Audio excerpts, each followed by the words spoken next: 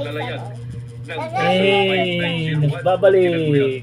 Yes, ang sabaw ng ulam. 54 nautical miles mula sa Kain po. Batanes Island sa Zambales. Papa, patulong dito. Kaya kaagad raw pinadala ang BRT Cabra kasama Paano yan? ng Sinabawan ko yung reconnaissance pampano aircraft ko. para tingnan ang ginagawa ng monster ship.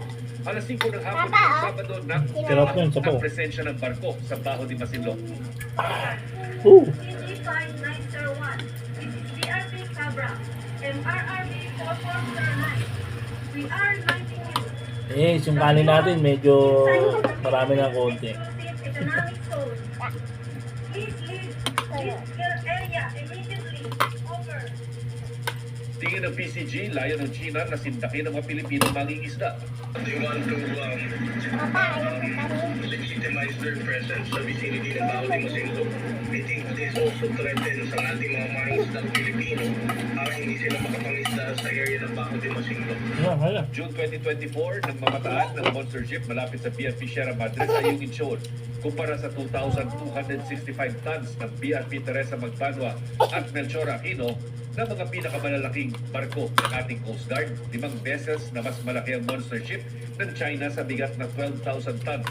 Ito nga ang pinakamalaking Coast Guard ship sa mundo. Sinusubukan pa namin kunan ng pahayag ng Chinese Embassy kaugnay nito. Patuloy naman ang pagsusuri ng Philippine Navy sa natagpuang underwater drone sa San Pascual, Masbate.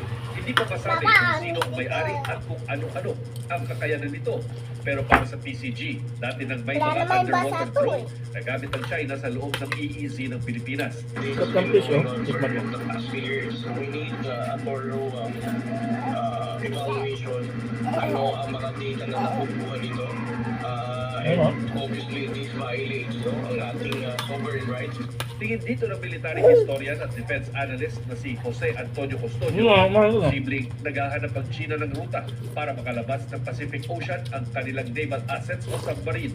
Kung may konti-konti lang, makikita niya na the Chinese are sending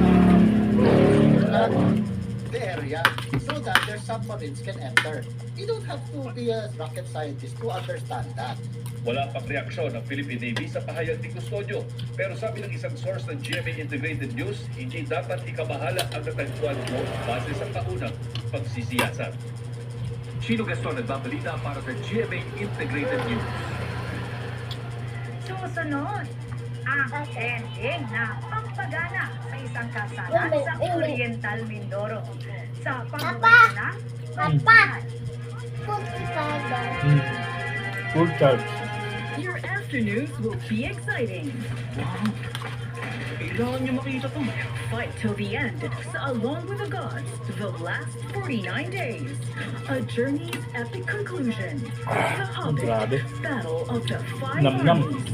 Drunken Tai Chi, Mercenary Absolution, The Bank Job, and Parasite. Don't miss a week full of action and thrills sa new time movie hits on GTV.